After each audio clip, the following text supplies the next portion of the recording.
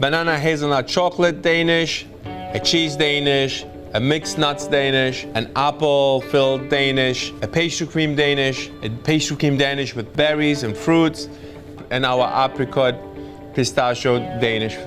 Stick around, we're gonna make some Danishes and we see how many different things we can do.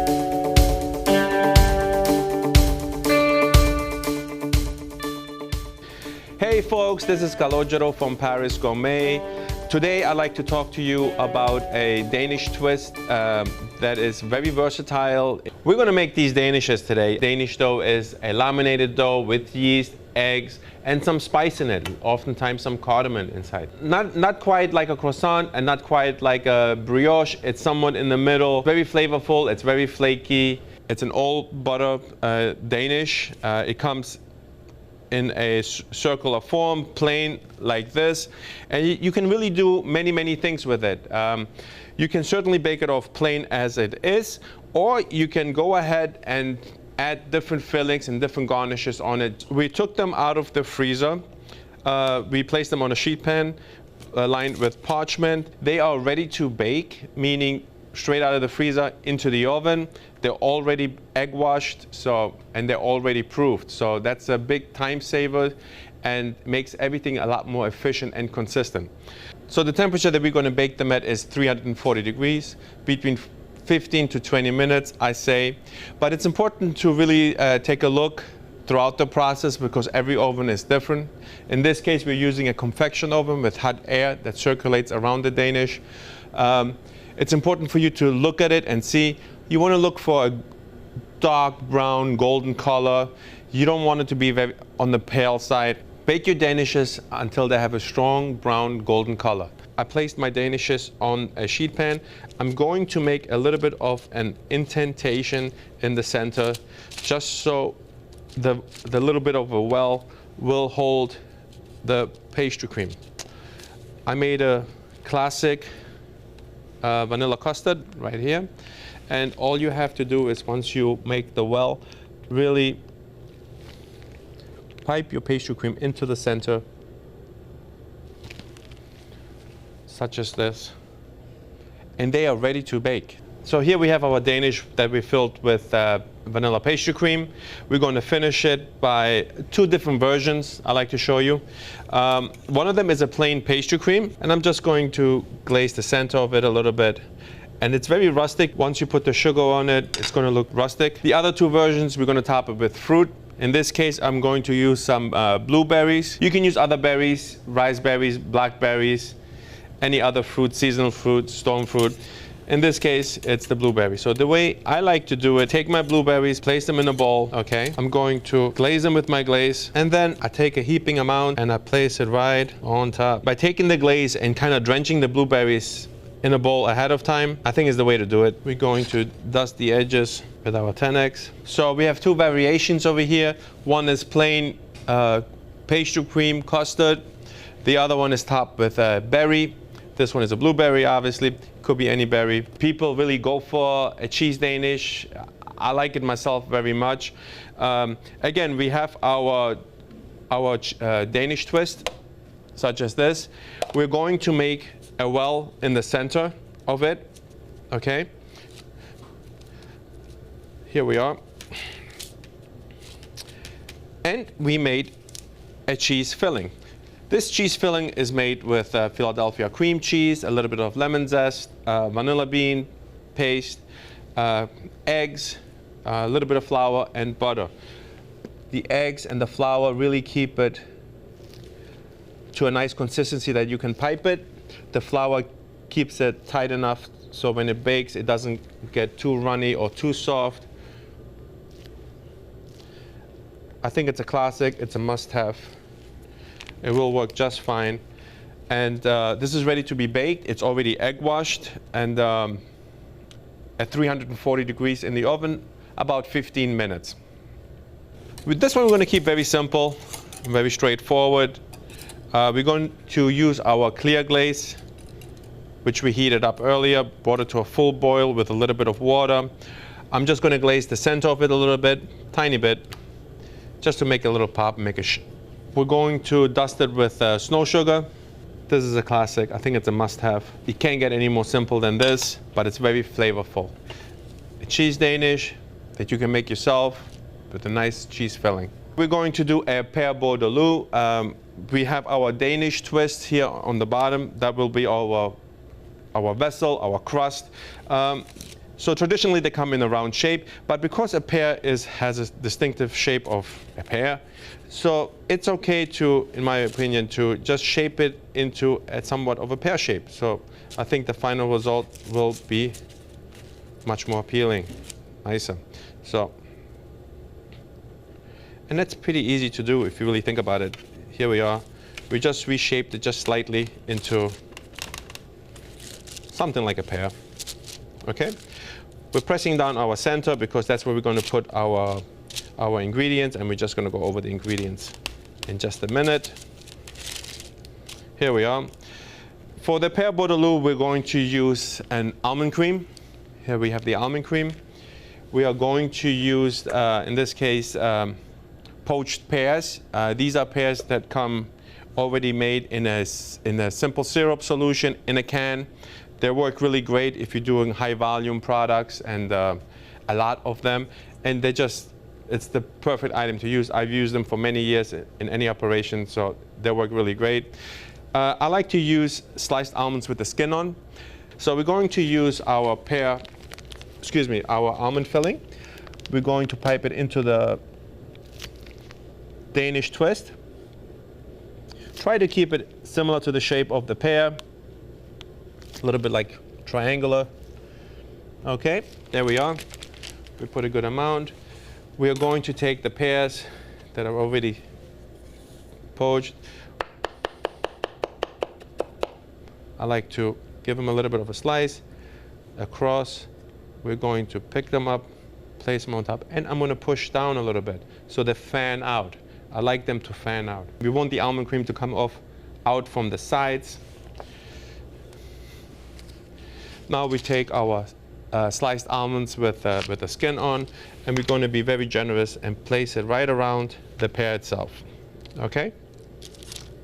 There we are. So we're going to place them in the oven, 340 degrees Fahrenheit for about 15 to 18 minutes. Let's finish the Pear Bourdaloue Danish. I just took them out of the oven. As you can see, the pears themselves, they're a little bit on the pale side. So what I like to do is, especially with the Pear Bourdaloue, I like to hit the edges of the pear with a blowtorch, just a bit. And this gives it like a caramelized look. Pear Bourdaloue is known for its rum syrup. So you want to, especially when it's coming straight out of the oven, you want to soak the almond cream with the rum syrup. Not necessarily the pear, because I don't want the pear to be soggy, but I'm going around the pear fruit to soak it with a little bit of rum syrup.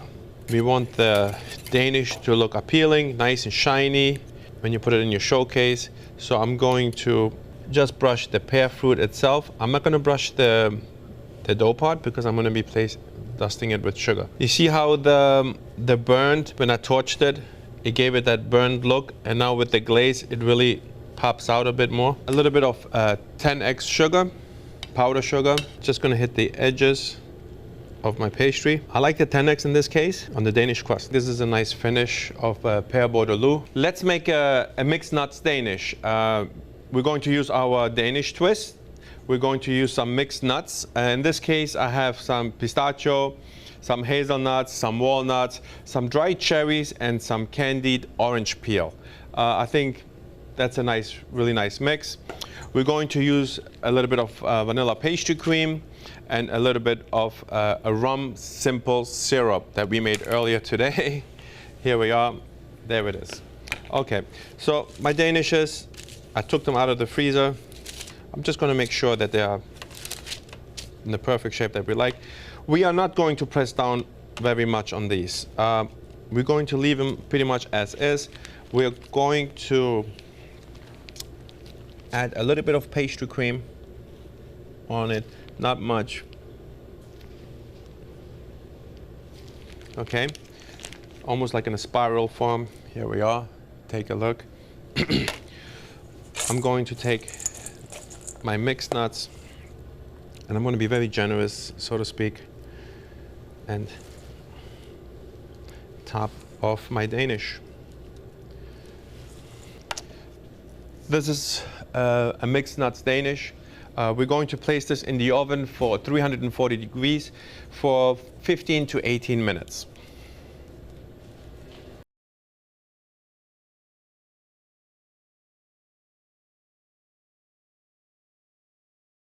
Let's make a filled apple Danish. We have our Danish twist, which is already egg washed. We're going to make a little bit of a well, because we want to make sure that our apple filling and our apple sits in it nice and snug. So push down the center of the Danish. Here we are. Some of the ingredients that we're going to be using is almond cream. We're going to be using a super plum. This is like a really nice and dry, flavorful apple compote. It's right here. We're going to be using some Granny Smith apples and some cinnamon sugar and some butter. So we're going to be placing our almond cream as a base of our tart or Danish filling. Not much, very little, not much at all. Then we're going to use our apple compote. Again, so it's all about the balance in this case. You know, you don't want to overpower it because then it gets too soggy and too soupy. Just a little bit on the bottom. We're going to be using our Granny Smith apples. I cut the ends off just a minute ago. I'm going to peel them.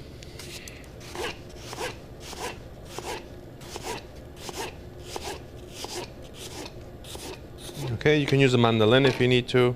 That's okay. Here we are. I'm going to press it down a bit so it fans out. I'm going to be placing it right on top. There we are. Now we're going to brush it with some melted butter, which we have right here. Just a bit. The butter really helps with the baking of the apple. So the apple is not as dry. The butter heats up and really helps for the apple to become nice and tender. Okay? Then we're going to sprinkle some cinnamon sugar. This is just granulated sugar and cinnamon mixed together.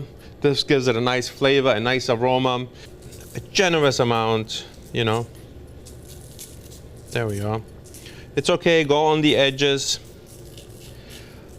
of the Danish. Here we are. I'm going to show you. Okay, and then this goes into the oven. Again, 340 degrees, 15 to 18 minutes, even maybe a little longer, until golden brown, about 20 minutes. Let's finish the apple Danishes. We're going to use glaze that I heated up with some water. And I'm just going to brush the center of the Danish where the apple is. Give it a nice coating. There we are. It really amplifies the apples, the cooked apples with the cinnamon. Dust it with a little bit of 10x sugar, just on the edges. We bake the crust nice golden brown. It's going to be super crunchy. I'm not aiming for the center, but it's okay if it goes onto the apple. You see already that the apple is showing nicely, and the crust itself is dusted with a little bit of sugar. This is our apple Danish, apple-filled Danish. I think it's fantastic. I like to dust it with snow sugar. It gives it a nice finish. It stays throughout the day. I think it's a really nice touch. Let's make an apricot pistachio Danish. We have our Danish twist here. Again, we're going to use Moroccan apricots in syrup. We're going to use our almond cream with pistachio, and we're also going to use some apricot jam, in this case, for the very center of the Danish. We're going to be pressing down in the center of our Danish. It's already egg washed, so you don't really have to do anything to it. That's a very good thing about it. Okay, so we make our well. Okay, we're going to pipe our pistachio almond cream in the center. Beautiful color. There we are. Okay, we're going to add a dollop of bake-proof apricot jam just in the very center. There we are. Okay.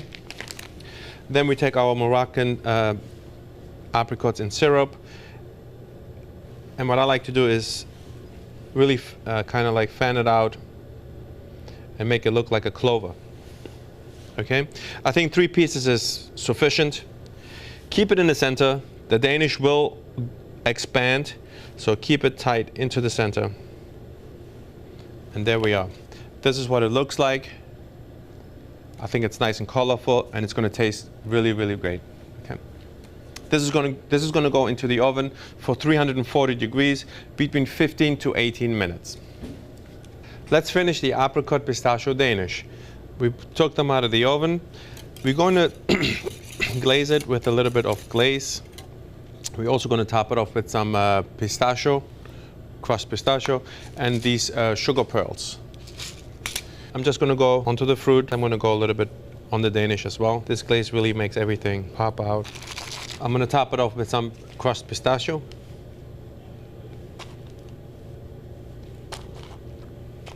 Around the outside of the apricots, and then on the Danish, I'm going to add some of these guys. These are the sugar pearls. They're bake proof. Our apricot pistachio Danish. I think it looks delicious.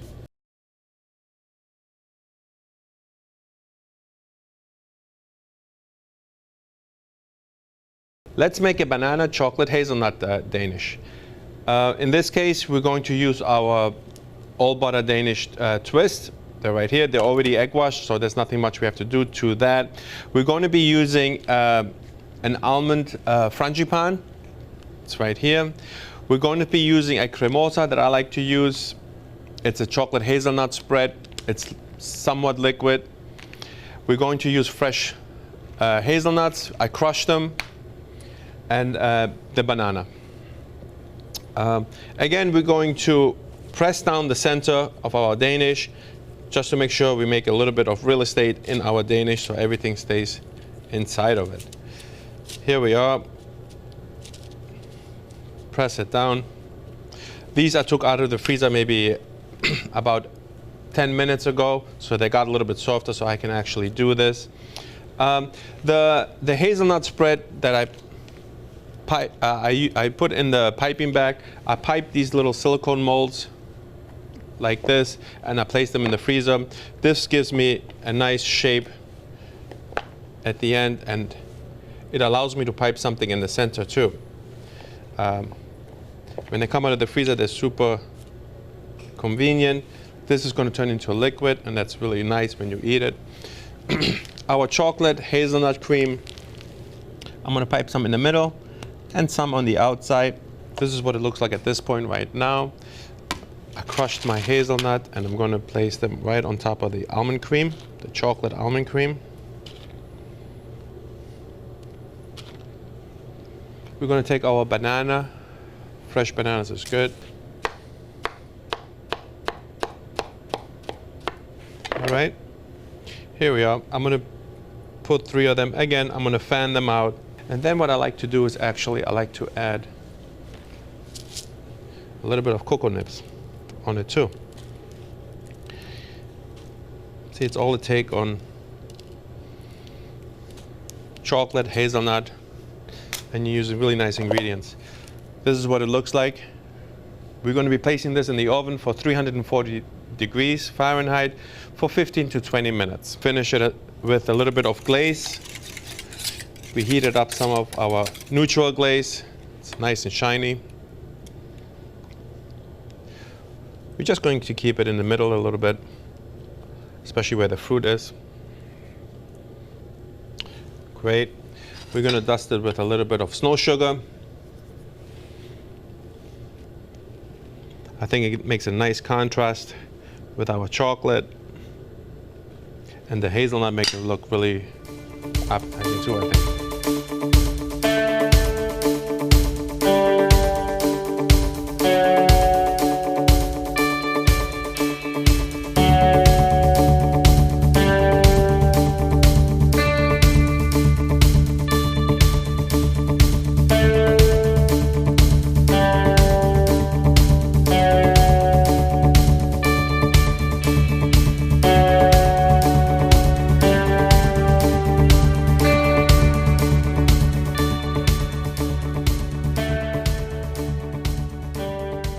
Danish twist, a lot of things you can do with them. As you can see, try them out, use them in your operation. You're gonna love it.